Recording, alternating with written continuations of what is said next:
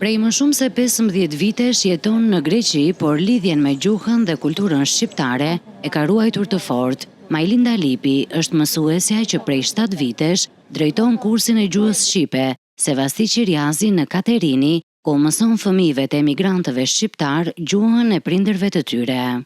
Kursi që unë kam hapur është i pari në Katerini ku unë jetoj.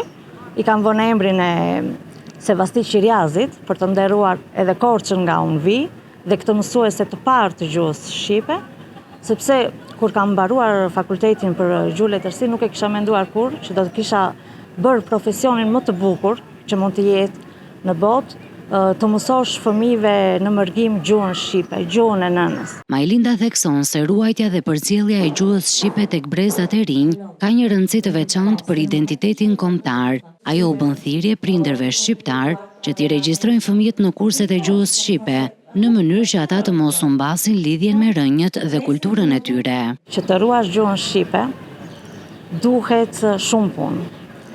Gjuha shqipe është elementi kryesor për ruajtjen e identitetit shqiptar. Dhe këtë thirrje ju bëj prindërve, të sjellin fëmijët në kurset e gjuhës shqipe, të promovojmë kulturën, traditat e popullit tonë, të këtij populli kaq të lashtë, të kësaj gjuhe kaq të bukur që na ka lënë Naimi, Samiu dhe gjithë rilindasit tanë. Ashtu si Majlinda, në Greqi veprojnë 10 mësues vullnetar të gjuhës shqipe, të cilët me përkushtim kontribojnë në mësimin e gjuhës amtare për fëmijët e komunitetit shqiptar. Përmes punës së tyre ata ndihmojnë në ruajtjen e identitetit kombëtar dhe forcimin e lidhjeve të brezave të rinj me Shqipërinë.